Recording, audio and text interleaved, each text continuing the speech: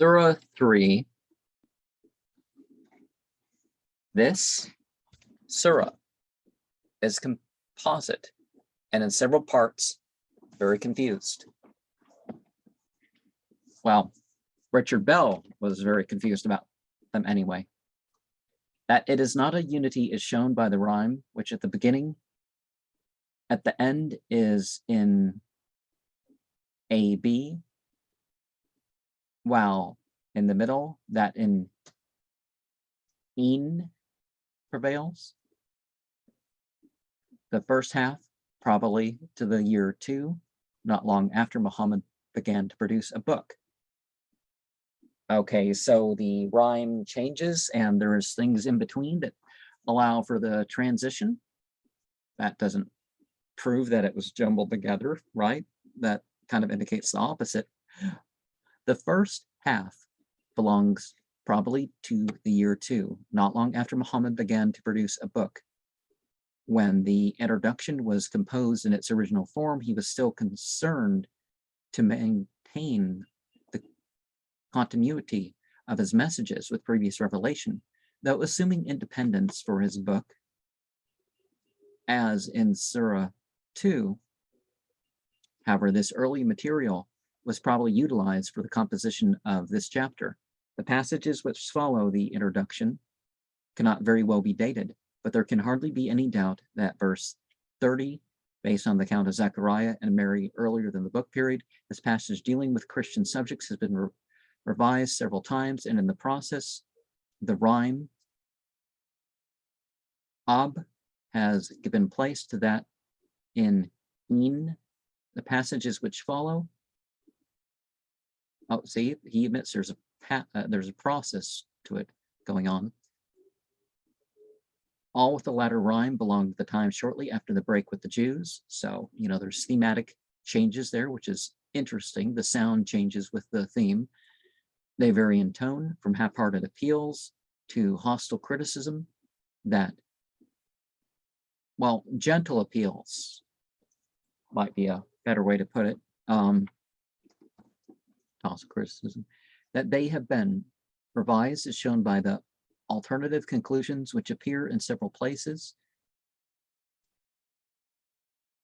The beginning of the surah has also been revised.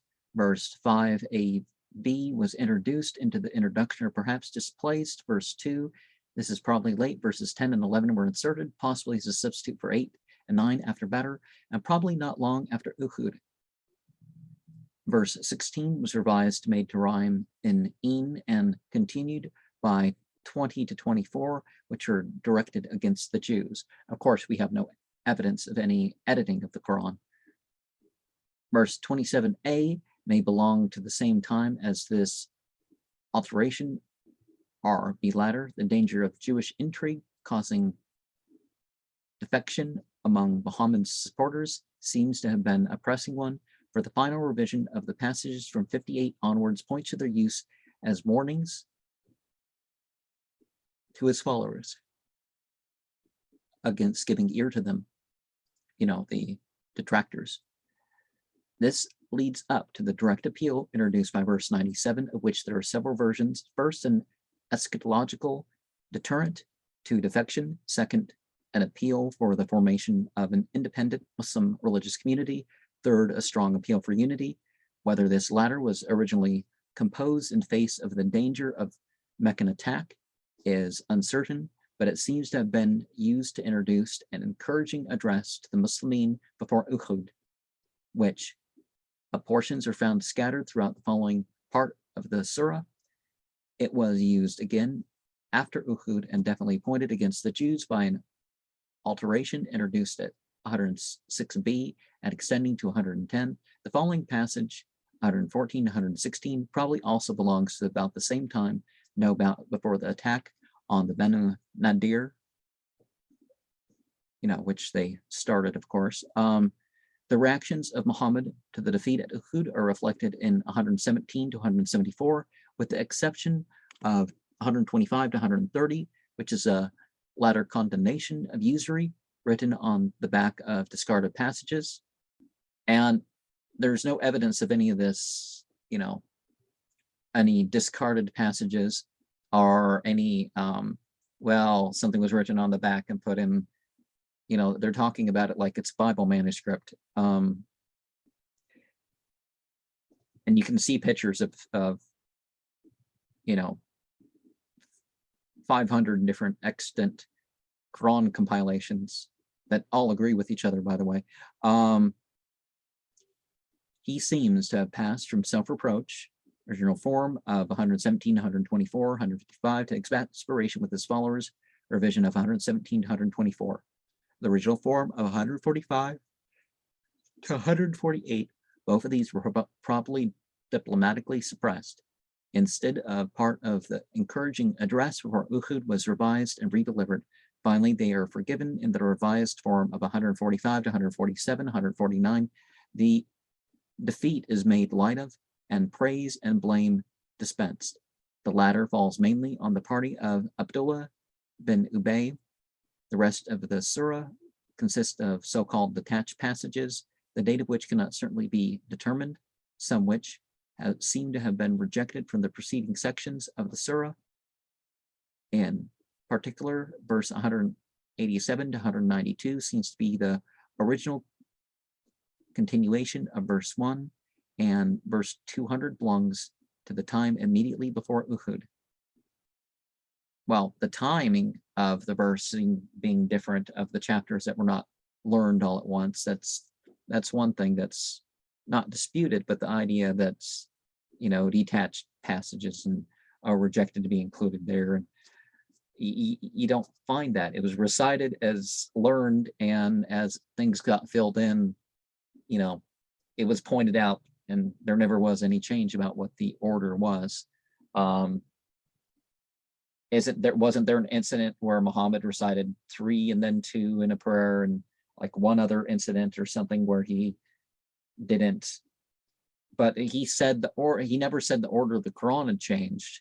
So, those arguments are kind of long. But Surat al-Imran, chapter of the family of Imran, the book, early Medinan, 2, 5c, 6f, year 2 or 3, 5ab, later dissertation.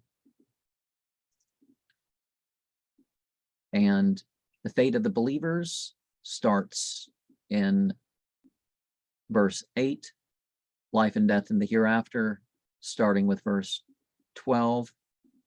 Islam as originally a private faith, year 2, revised later. Of course, because that's where it starts, because if your religion, just like we find out with chapter 63, if your religion is a public thing and you don't believe what you're saying, you're still a denier. You may be saying all the right things, but you're still a denier. It doesn't change things, right? Attack on the Jews continues. Well, it's broader than the Jews, right? But 16b and is skipped over to 20 to 21.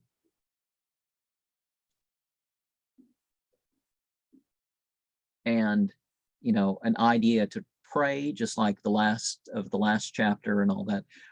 So teaching us how to address God in 25 to 22 and to 26. Friendship with the unbelievers, warned against in 27 to 29. Birth and mission of Jesus, verse 30 to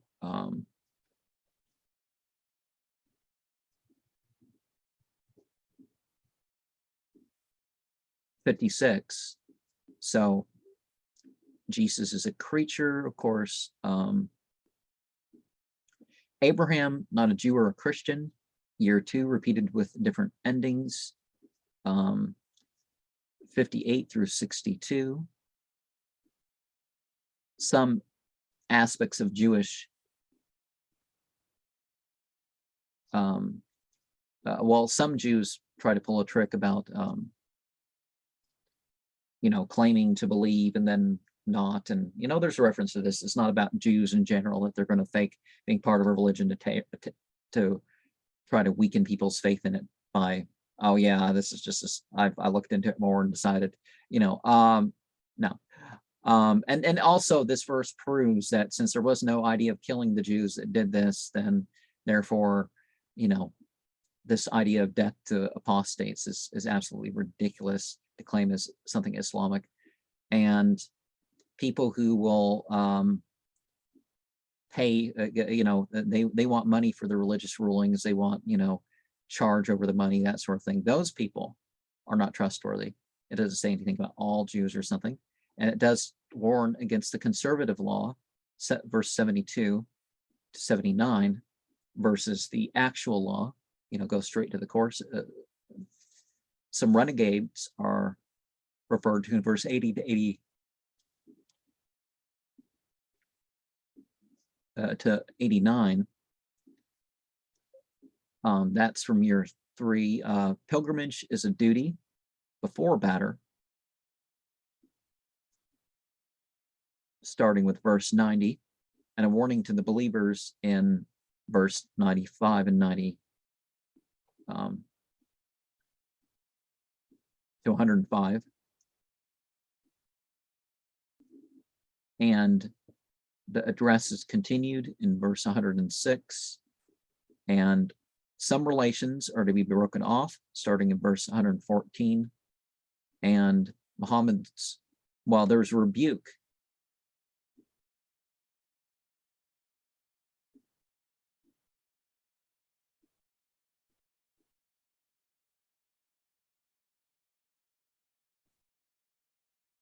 regarding, some of what was going on. Verse 117, prohibition of the usury. And then you have a continuation of the address. God's promises are fulfilled, regardless of what people try to falsify. Verse 145, and some things are regarding the private, some things a bit more public.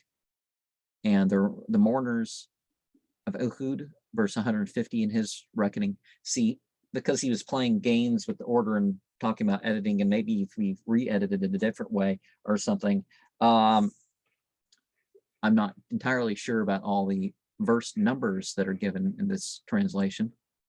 The loyalty of the followers is addressed in verse 158 and 159. And the defeat isn't minimized per se after Uhud, but the defeat comes with lessons, and lessons about the dead, 160 to 162, lessons regarding the dead, 163 to 165. Praise for those who actually kept to the following, 166 to 174, and bounty should not get us to be stingy. Like recording this during Ramadan, of course, is the best month to give in charity. And then some, again, it's broader than the Jews, but it definitely hits home to somebody who knows about Judaism or Christianity. What starts at 177. And there's more talk about contributions at 185 at odd. Then we have some signs of the believers.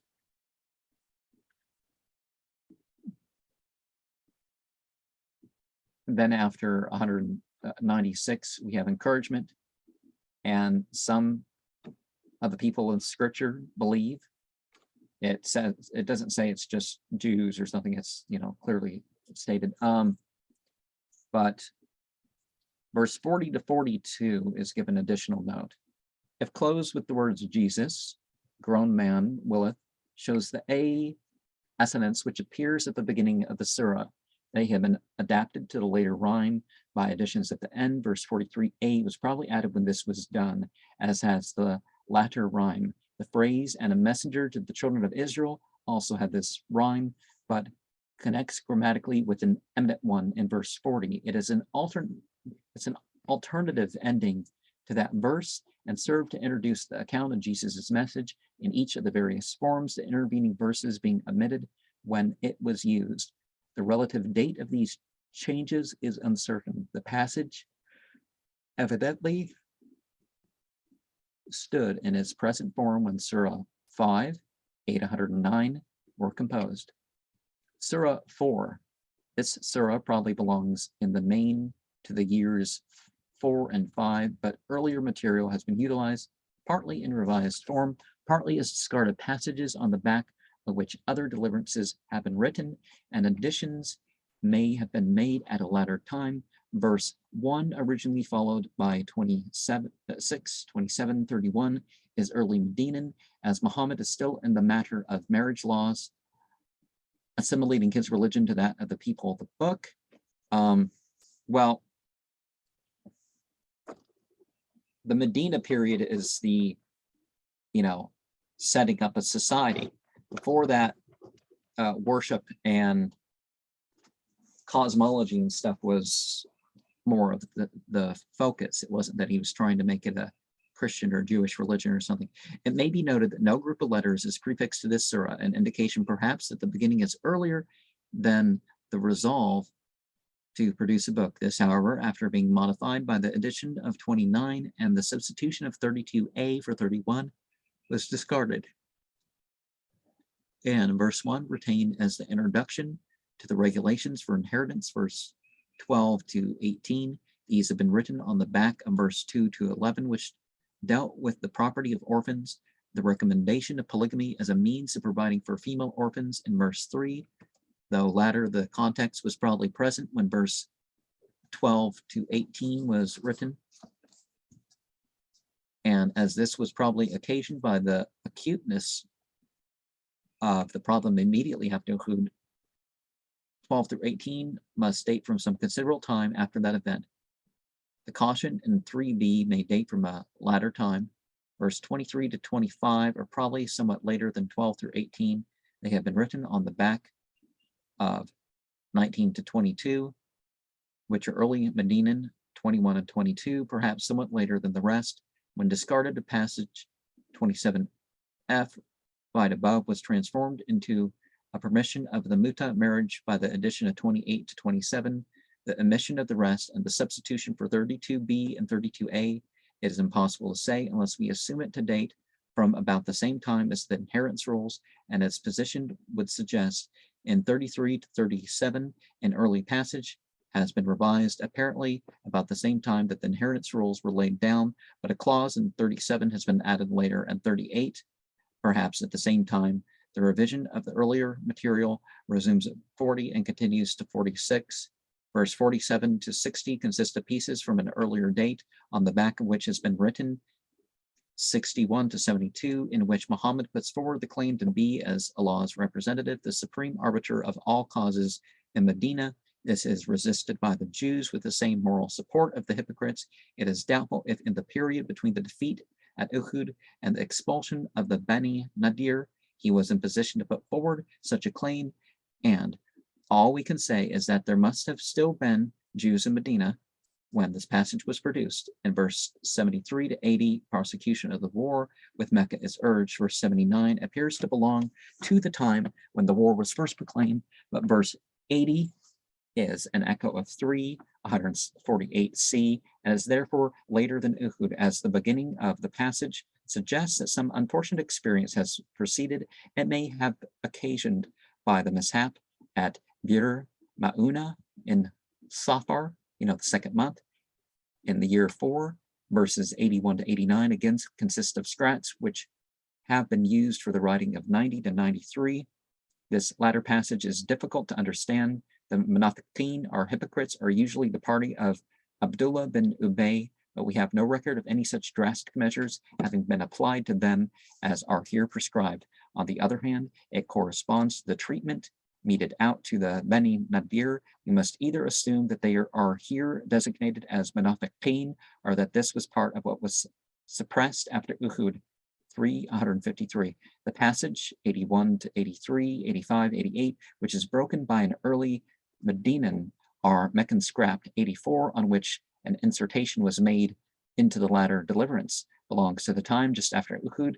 It was probably not meant for publication and shows Muhammad recovering from the depression caused by the defeat. Abuses on the part of the Muslim warriors are restrained in 94 to 96. So Islam doesn't believe in your typical warfare where everything you can get away with goes, right? Verse 97, 98 are confused and probably consist of an early passage and its revision. Verse 99 to 101 recommend immigration to Muslim territory, no doubt with the object of increasing the strength of the Prophet's supporters. Muslim influence seems to be fairly extended, but tradition states the passage early. This may be true of verse 99. The Salat al-Khawf, verse 102 to 105, is usually associated with the expedition to That al-Riqah, year 4, but 103a is the latter addition. Verse 106 to 115 were originally a private passage, reproving the Prophet for leniency, but 109 to 112 are evidently addressed to the people, so that the passage was probably published latter with an addition of these verses, and perhaps the omission of 113 to 115, verse 116 to 125 consists of early Medinan material, which has been used for the writing of 126 to 129. The disproportionate length is due to the fact that in verse 118 did not belong to the original passage, and 116 to 121, verse 130 to 133 are confused and probably represent an early Medinan passage and its revision jumbled together. It has been discarded and used for the writing of 134. Verse 135 are fairly early, but 136 has been made the beginning of an attack upon the hypocrites, which continues on the back of scraps, which have become mixed up with it. To verse 145 and 149, we have a passage dating from the time of acute controversy with the Jews, as does 152. This latter passage has, however, been subjected to several revisions and is very confused. Well, Richard Bell is very confused as to how it stands. The same may be said of verse 161 to 168, verse 169 to 171 can only refer to the Christians, and the designation of them as people of the book would seem to imply the Jews had fallen out of the center of controversy. Verse 169 may, however, be fairly early, and 170, 171 have been later added on the back of 172, which, again, while if people wrote on both sides of a manuscript, it doesn't mean like it's a B side, you know? But there's no citing of any thing where, oh, well, this was written on the back of this scrap and this was no, there's no indication of this as far that they actually know anything. This is speculation about that sort of speak. But the position of 173 is doubtful. It may belong either to 172, 170, 171, or maybe a scrap on the back of which, and of 174, the detached deliverance 175 was written. In this, a modification was made upon the regulation contained in verse 15, and the principle that a male share should be twice that of the female was applied to the property of one who had no direct heirs. So Surat An-Nisa, the chapter of women, and we start by introducing the treatment of relationships, and then we have the treatment of orphans, started with verse 3, shortly after Uhud. The rest is thought to be earlier. And he's claiming that there's insertion in the middle of verse 3. The inheritance of relatives starts with verse 12. The blood relations connects to the wombs, of course. And the perfect tense, the end of phrases of verses of this chapter, has no significance beyond the producing of the rhyme, except for meaning and effect, right? It's not just style, there's meaning to it. Seems a silly thing to claim, but right hands possess means slaves. Of course, some roles for the, it's like your spouses, you have certain roles, and then you have with those who you're like in your employ too. like if you have a doctor or something, it's, but this is not going into that sort of thing, right? This is talking about the right hands from possessed, so that the slaves. But it's not saying you can force marriage to marry the slaves either. Not being partial, not overburdening with children. No, it doesn't say that. It's that,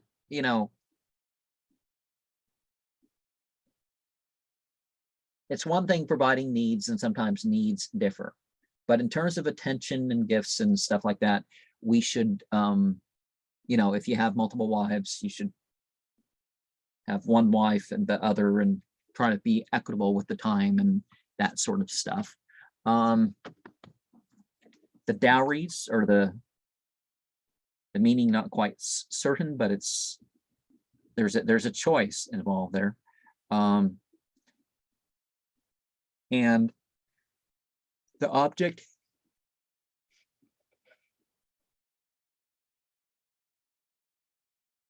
is to provide for the good management of the property of female orphans that be taken in marriage. It would be in the interest and responsibility of the husband to see to it, but if they are thus married out of charity, as it were, they are not to be denied their dowries. And of course, certain conditions are, if there is no male children, and you don't know at the end of it who's going to be left to collect your inheritance. And of course, the inheritance is something, most entitled to benefit by you. Inheritance is something that it's not something to lord over people. You're not supposed to deny the sharing with your family of their needs. If they have, they're not allowed to take from you what they like or anything like that. But,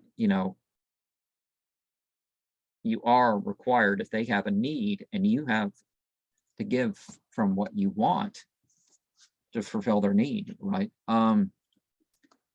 Indecent conduct is addressed, verse 19 to 22, verse 23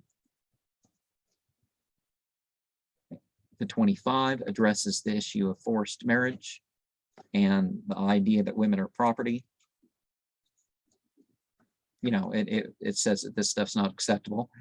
And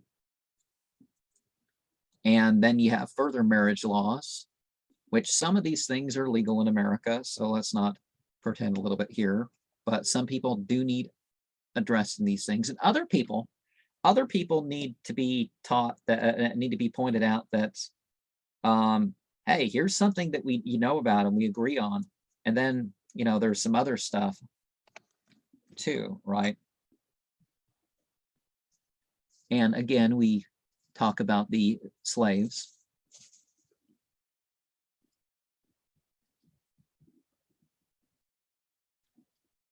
And that when you're having when one has a spouse, there's similarity in pairing and stuff that's important to consider. And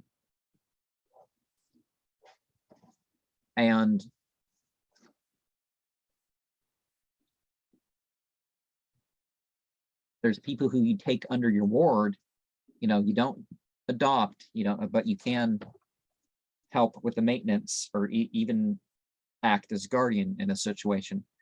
Sometimes a judge or a mom or whatever acts as the guardian in order to fulfill that condition of the marriage that checks about, well, is the, outside of the, the husband or something, or well, the would-be husband steps away and or his crew or whatever, and she is talked to privately or whatever about her consent and her interest in regard to the marriage, and that sort of thing.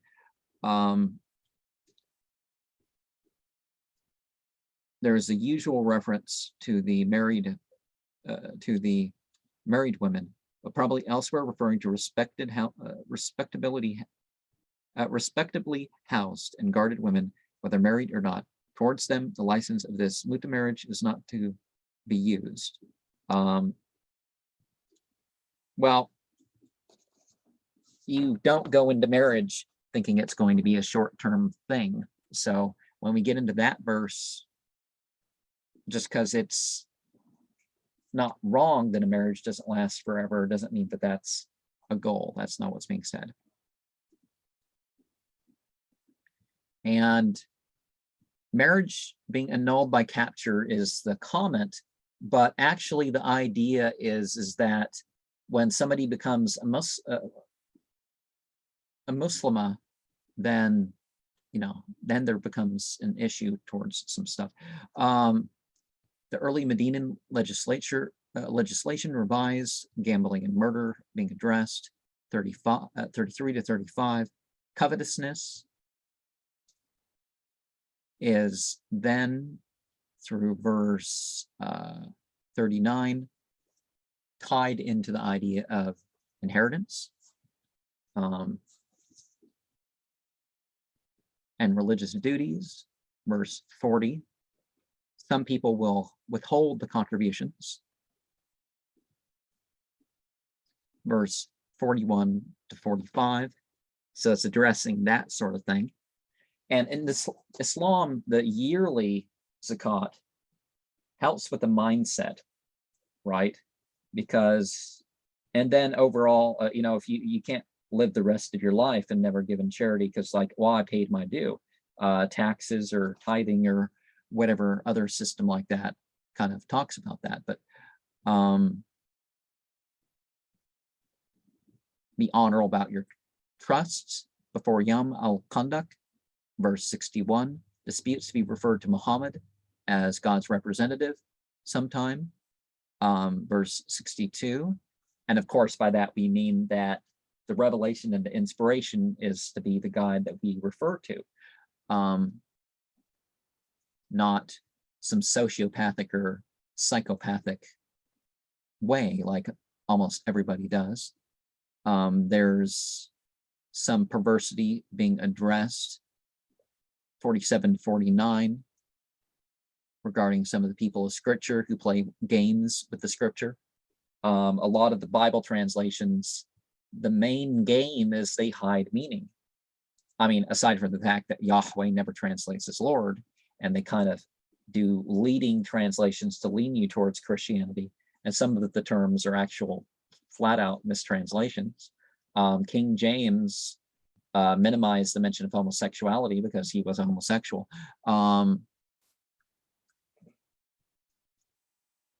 So the earth leveled over them, making equal with them. So the situation has brought them to an area where they thought they were superior, and they have to admit, well, that's not what we're claiming anymore, right? The on high means lying on the surface, and there's a play on the term Yehud, but by that it's just the Arabic word for Jew in Jewish ways. That's that sort of stuff's being addressed. I'm sure that's what's being talked about there. And the Jewish matter of reciting the Shema for other phrases, the misunderstanding of that commandment about not saying God's word secularly is referred to. And some people want to be silent, and we're told to be otherwise. So 287 and 98 of the Qur'an should be referred to address some of that. And verse 50, it's an appeal to the people of the book. The unforgivable sin addressed in 51. Some Jews prefer the people who aren't guided by religion in their judgments, and hypocrites go off and do that same. Verse 63 to 72. And some of the Christians are to be assured. Verse 52. Verse 54 and 55. Some are preferring the rebellious entity, so the idolaters, and it's thought to be between Badr and Uhud when it was. some Jews are jealous of the situation, and you see that now. There's some Jews that are jealous of the situation of religion with the Muslims, but no explanation of a word. Gypt, superstition and rebellion. I got Gypt and Tagut, but I'm not sure the etymology, but there is. But the detail in English for people doing translations and stuff like this may not have been available to him. If the mention of the kingly power is connected with the preceding passage, it may hint that the Jews were attempting to guide the policy of Muhammad, but it's doubtful. The Arabs or Muhammad as their representative, the martyrs. Okay, after verse 73 and to something, we'll find out, 78. The Muslimin are urged to war against the Meccans some considerable time after Uhud, because situations have become evident. Not that they got stronger. They never fought a war just because they got stronger. And some people are averse to fighting, but that's not the point, whether you fight or not. It's about living that principled life. Verse 79 and 80.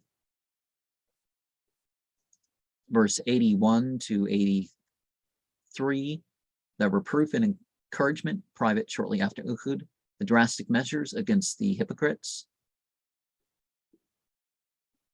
after Uhud, but the date is uncertain, 90 to 92, or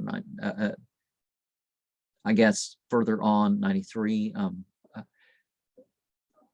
We're talking about dealing with the apostates. So it refutes this idea that we're going to kill anybody because they're apostatizers. And the proof and encouragement of those in private after Uhud, 81 to 89. The killing of people who are considered to be Muslim by Muslims forbidden, perhaps the occasion by their abuses. Of course, the word is believer, and a believer won't do certain abuses that would allow, retaliation or lead towards it. And sometimes people overstep in seeking to address the wrongdoers, which is not the same as an honor killing or whatever people say. Islam does not have the concept of an honor killing. You protect your honor, but, it's one thing fighting somebody for slander. It's another thing, just feeling disrespected, and therefore, they say something offensive. It's not, well, it's a bit more complex, and I'm going to address here. But 94, 95, the killing of the high-handedness of raiders is rebuked, verse 96. But active fighting is encouraged after that for a couple verses. And of course, we're reminded it's not that you can't fight with those who have your property and that sort of thing. It's just there's, and you got to be careful about it, because people are like, well, no, you're not Muslim, so you can fight. Don't play games like that. Always err on the side of doubt. If you doubt that there might be Muslim, that can be a reason to stop any dispute and hold off and try to, figure that out. Not that the wrongdoers might not be brought to court. The immigration of Muslim territory encouraged, verse 99 to 101.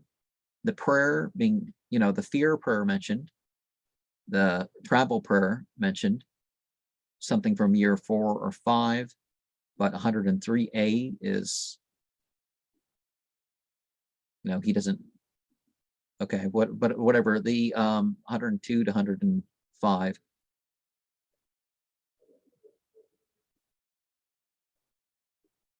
I wouldn't say that anything is an afterthought here, but the main body is not engaged in prayer. So there's a protection order sort of thing, that part of the group's praying with part of the group, and part of the group's not praying and watching over them, and then it cycles until everybody's done a shortened prayer, basically. verse 106 to, I don't know, to 115 is an attitude to the hypocrites. It's after Uhud, privately on another occasion, verse 109 to 112. Treatment of the women, verse 126 and to 129. The idolatry, the early Medinan, 116 to 123. The Abrahamic religion, not the same thing as the conservative paths indicate. Year 2, 124, 130. Belief and unbelief have their consequences, and after that we have that talked about. The Muslimin to be truthful, from the same time as verse 126 to 129. So 134 there. 135, we have the believers and the waverers. Year 2, the rise is an attack on the hypocrites. Verse 135, maybe being not included then, but we find that even part of a verse was learned at different times. So, and the self-deception of the hypocrites, verse 141. And rejecting the messenger is the same as unbelief. So 149 to 151. More talk about unbelief. To verse 160. The assurance of the reality of the prophetic message. Early Medinan, verse 161 to, we'll see elsewhere. There was some Jewish assertion that Jesus was illegitimate. A lot of it was after the Christians. So they, but still, you don't slander whatever. And a lot of false paths have been built up around prophets. So it doesn't mean that the prophet was, so people will slander the prophet for things that the prophet had nothing to do with them, right? Now, if somebody of a faith commits a crime, they're acting like, oh, it must be a faith-based crime. It's not. That's almost never the case. But the assurance of the reality, 161 to, okay. 168. 169 starts an appeal to the people of the book, possibly year 2 or 3. And the final verse, 175, or is it 176 here? So supposed to be in here somewhere, is said to be a modification of verse 15. But if you look at linguistically and otherwise, there's reason not to play this little game they have there. Surah 5, the kernel of the surah seems to belong to a time when Muhammad's estrangement from previous monotheists is still in process, but already fairly advanced. Verse 14, 15, 18, 21, 22, 23, 30, 39, 45, 48, 50, 62, 76, 82, 89, 92, 94, 109 seem in the original form to belong to this period, but there have been many alterations and additions which cannot be proven, right? But at which time they were made, it is difficult to say. The section laying down the penances for hunting on pilgrimage is evidently late. After the conquest of Mecca, we may perhaps assume that the rules for witnessing the quest, verse 105 to 107, belong about the same time. The revised passage dealing with the Christians, verse 116 to 120, one would from its position assume to belong to the same time, even though the tone and language suggest that it may be earlier. Even more difficulty attaches to the passage which deal with the pilgrimage and the question of hunting when in a state of sanctity. These are generally regarded as being late, but the pilgrimage was almost certainly dealt with shortly after the adoption of the religion of Abraham, and the complex composition of verse 1 seems to require time. Other verses dealing with the subject may belong to the time of Hudaybiyah or the pilgrimage of the following year, while some may, later than the conquest of Mecca, right above. In any case, the surah appears to belong mainly to 3 periods. The year 2 or in year 3, round about the time of Hudaybiyah and after the conquest of Mecca. So Surah Al-Ma'idah, the chapter of the table. And as these programs progress, I'm going to figure out how many programs to make them all, a whole set for Ramadan, middle of the night. But I'm going to have one additional chapter with each one. So they're going to get shorter as the time progresses. So the chapter of the table, then we start with verses in the context of 91, 90, and 96, and see if we're thinking this as a whole chapter, you'd want things from the different parts to connect to each other in some way or another. Arab sanctities to be respected, verse 2, probably very early, and 3 added at a later time, of Hudaybiyah and the pilgrimage the following year, and 4 relates to the start verse of the food, and what's forbidden in passages of the Quran already recited. So we got those 5 things right. No intoxicants. I don't remember which verse they appear in order of the Quran of which verses. We have no intoxicants, no very dirty, very foul. It's more than just the pig. It's land eating. It's animals that with fangs and talons and claws and the vermin and that sort of thing. The the carrion,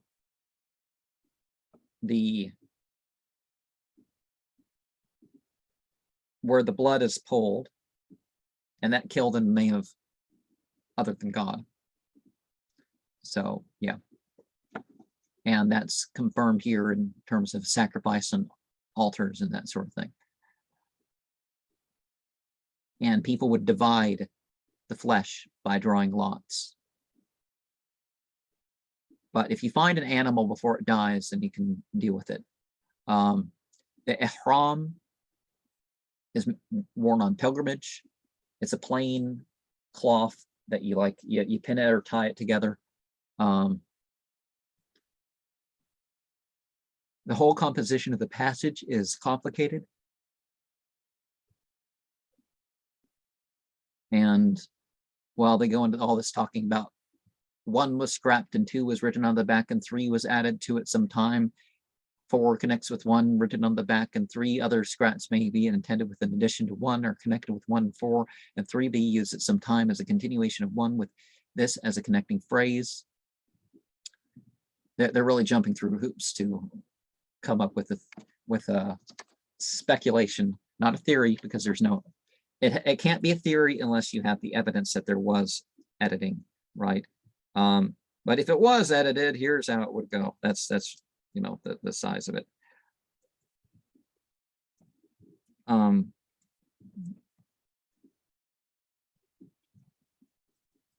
So verse 7, Medinan, while Muhammad is still friendly with the Jews, and there's an answer to a question raised by one of the prohibitions in verse 4, by verse 6. Verse 8 refers to the ritual washing, a part of an appeal to the Jews at the end of verse 18. The Muslimin are truthful witnesses, verse 11, and reward and punishment, 12 and 13, a threatening danger averted, verse 14, the covenant of Sinai, probably belonging to year 2, and 17, a much latter addition.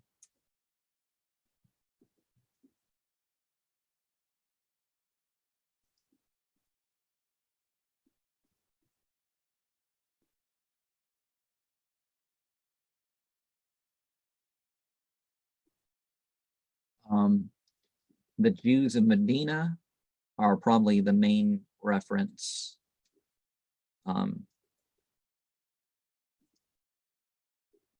that are being thought of there.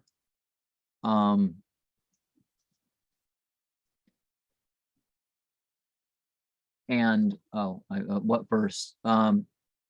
Verse 11, as numbered here, I'm not sure about what the real numbers are. Sometimes the way Richard Bell plays games and even changes the verse numbers.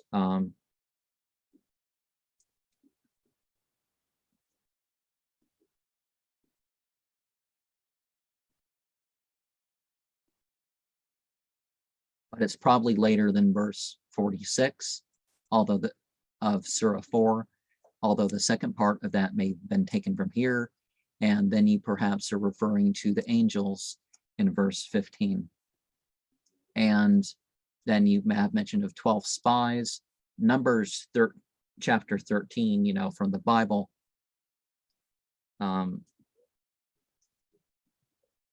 Is an important one to maybe connect with.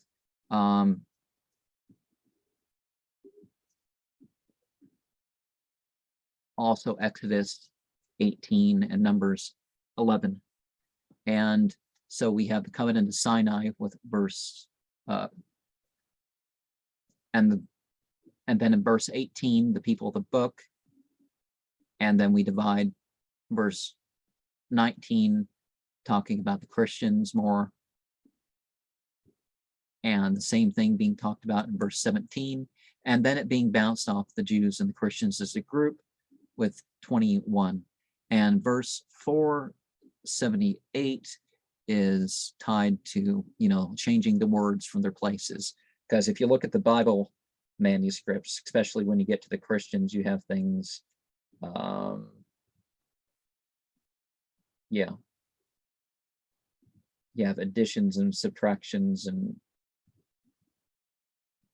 games played with the numerology and stuff of the word and spelling order of the words in some instances by the Jewish rabbis that composed stuff.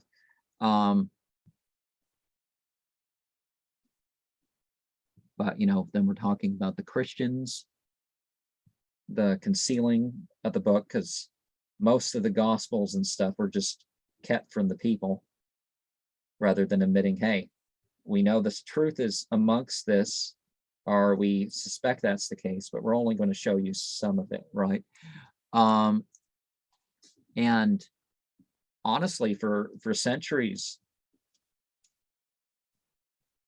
the rich and the clergy were the only ones to have full access to the Bible. Other people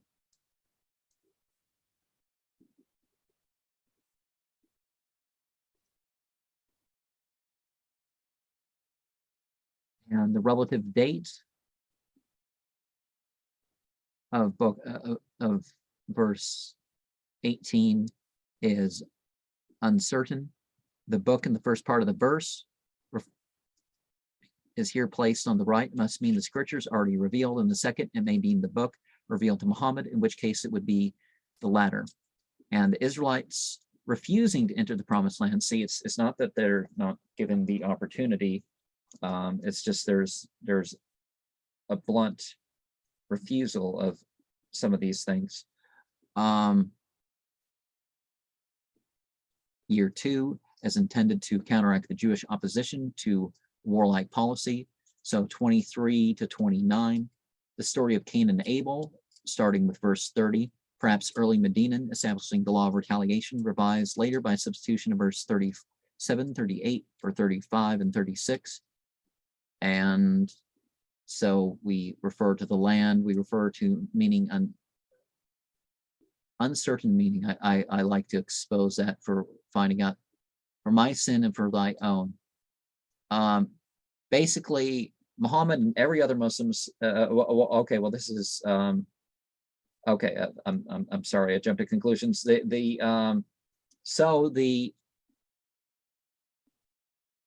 See, when you kill someone, it's when someone is murdered, not executed or fought in a war, but murdered. The idea comes forth that they're, you know, it's like it's an atonement for sins on their behalf, but it's like you're picking up the level of sin committed by the person that you killed if it wasn't justified. And that includes war people. So be careful what wars you join in. And the guilt of killing may be added to your previous guilt for which the offering was rejected. You know, 1253 relates to the natural self. So we have the animal self, the self-correcting self, and then we have in Surah 89, the soul at peace. The vile deed done to his brother, you know, the killing of him. And a raven shows the mode of burial to Adam. Targum, Jer on Genesis 4:8. Perkei are Eliezer, Midrash, folio 11. Rodwell makes that comment, so it wasn't independently verified for this. There's an exhortation to the believers, the early Medinan revised 39 and 38 to 41, 42 to 44 regards the punishment of the theft, a mid-Medinan thing. Muhammad told not to worry about the unbelief of the Jews, and so early Medinan. All this talk about revision. I'm sorry, I'm not. You know, I know it's speculation, but I'm. You know, I feel like I should share that this is what its conclusion is, while not keeping those words right. So the exhortation of the belief. So 45 to something. The people as a body. The Mishnah Sanhedrin 4:5 refers to the same thing. There's an indefinite, don't you know, in verse 44. And the Jewish rabbis are, of course, being hinted about the inverting and such. Verse, 45. And 4:48, again, connects to the inverting or changing of the words. You find in some, if you've ever picked up a volume of the Talmud, you're going to find that, you're going to find this stuff about where it basically tells you not to keep the commandment because of this deductive reasoning that you follow throughout. It's because of this, because of this, because of this, and then finally you end up not following the commandment that supposedly Torah is telling you to. So again, be very wary of the whole conservative thing. 3 independent religions. Wrong. When we talk about the Torah or the Injil in terms of the Quran, we're not saying that Moses and Jesus and whatnot were given different religions. They're given different laws for their time, but it's not saying that the Jews or Christians were right. It's very specifically pointing out that Judaism and Christianity were changes from it. But 48 and 49, the time of the change of the Qibla, reference, of course, to the Jews. The Christians are referred to in verse 50 and 51. Muhammad and his followers, 52 to 55. Close relations between the Jews and the Christians to be broken off, probably between Badr and Uhud, verse 56, 58. Warning against apostasy, probably about the same time, verse 59 to 61. Believers to withdraw from those who ridicule their religion. So it addresses those who falsely believe that there's some sort of death penalty for blasphemy or something. You're just supposed to separate yourself from this nonsense. Probably early Medinan and twice revised, but made to refer to the people of the book, particularly. So 62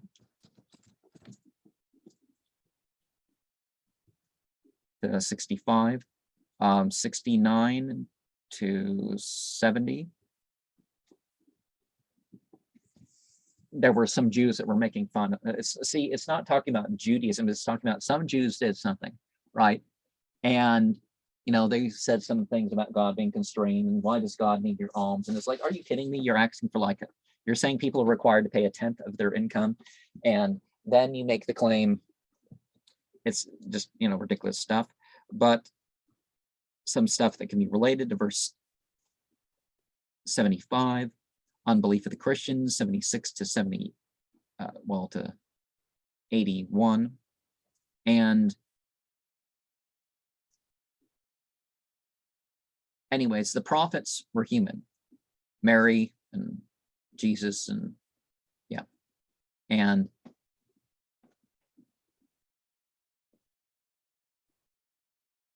Mary was chosen as a faithful woman, not and people eat and all that stuff. So anything that eats is not a god. Anything that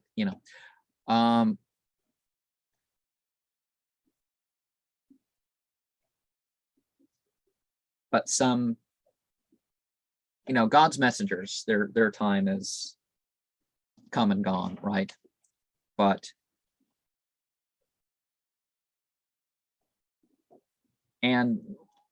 just like the rest of the messengers, some Jewish slander, verse 455, which is moderate. You got to be moderate between the extremes. You don't be, so we're the community, the ummah,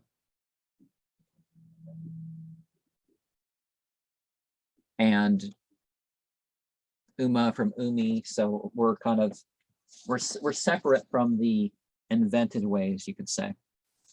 I'm jumbling a bit here because but whatever. I'm making my way through the comments and footnotes. The Jews, the verse 82, perhaps from verse year 2, 83 and 84, added later. Well, okay. Christians more favorable to the Muslims than the Jews. Verse 85 to 88, perhaps from year 2, revised by 88b. Former generations of the Jews and Christians are referred to in some of the previous verses. A recollection of the cursing psalms and Jesus' condemnation of the Pharisees. Yeah, those cursing psalms are some of the more hardcore verses, right? R1Cs, the verse probably refers to intrigues of the Jews with the Meccans, literally those who have associated with gods with God. So mushrik is referred to the, it's not that the Christians don't do it and most of the Jews don't do it or something. It's that these people are sort of merely misassociators. So verse 89 to 90 reminds of food restrictions and not to make artificial ones. Early Medinan, verse 1b to be at one time added here. Penance for breaking of oaths, Min Medinan, verse 1 added here. 91, we're talking about the oath that is broken. Then we have a couple verses on wine and gambling. Then 94 and 95 talk about the food offenses and hunting on pilgrimage from different periods, fairly early Medinan, the time of Hudaybiyah. And then there's talk about fish, because you catch fish and stuff like fish and frogs and stuff like that and nets, and so it's not the same, right? Of course, you got to know which frog you're eating, right? The continuation of 1b, so 97. The hunting on pilgrimage, violate. In other words, you don't do that. The gambling, we're warned of the gambling. The games of chance it's not just gambling, it's the games of chance. We're warned against the idols, the graven images, but it's not the number 1, it's not the number 2 sin or something like that, like it is in the 10 Commandments. And the food being variously interpreted.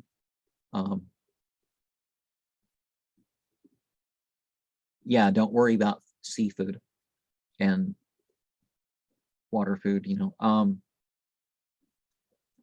and then verse 100.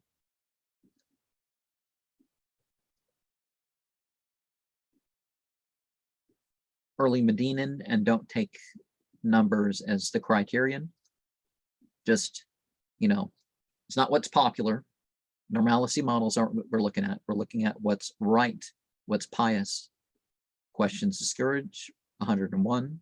Early Medina advised, evidence of quest, late 105.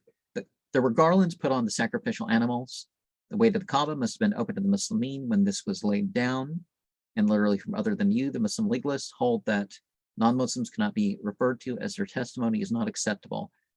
Now, I don't think that's legalism. I think that's ultra-conservative that have come up with extra. Somebody came up with an extra thing. It's not that their testimonies aren't acceptable.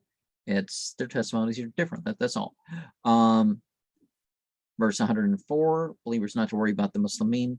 Verse 102 talks about different kinds of camels or animals sacrificed to false gods, things that aren't gods. And what Bahira, Sa'eba, and Wasila are Hami, what those four types of things refer to. There's semantic meanings of the words and sort of, it's like they each need a sentence, but most translators don't know what these words mean. They just say all animal superstitions. It's like, it would help to know, because then you're not supposed to do anything like it, right? And of course, the probability of the witnesses, because the discovering, and it doesn't matter whether it's a relative or not, you got to say the truth.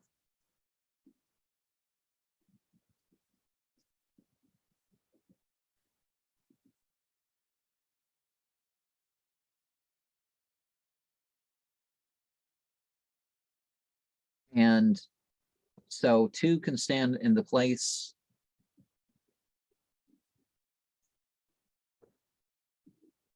and basically the swearing by God in regards to the witnesses, that's addressed here. And those who've given false testimony, then that's dealt with as it's dealt with. And the interest of the two former ones occurred the reputation, and then we have literally the face, the plain import. And then we have messengers don't know the result of their work, because all the karma you accept, karma is just cause and effect. Don't make the people have very little karma. It's like the more karma you have, the better. It's just you want good karma, Jesus repudiating the Christian worship, verse 116 to 120. And this is like Matthew 7:22. Well, Matthew 7:21 to 23. Basically, the last two verses of that refute Christianity as being a possibility. It's like you work outside my laws. If you do anything in the name of Jesus, you're working outside of his laws. So that's something to be wary about. And then there's messengers who don't know the result of their work, and this is followed by verse 71. And so, well, I guess in order of it being learned, maybe 108 to 112, maybe 115, yeah. The Muslimin are the people addressed as the submissive to the actual witnessing. And then and this section kind of ties to continuing with the previous, the thing about Jesus and all that. It relates to stuff that's talked about in what they call the New Testament. But there are different things said about the Christian sacraments, so it's not always one version of the ceremony or others. And there's no indication that Muhammad knew much about the Christian Bible or, either Old or New Testament or the Jewish version of what they call the Old Testament or anything. But things are towards the generations. So the sign of the first and the last of them. Well, no, it's not talking about the sacrament service. So that kind of refutes that. But certainly the legacy of the spiritual path and what you're doing is essential. May God give us rituals and practices that can continue on and be part of our legacy and be a benefit to those of others. And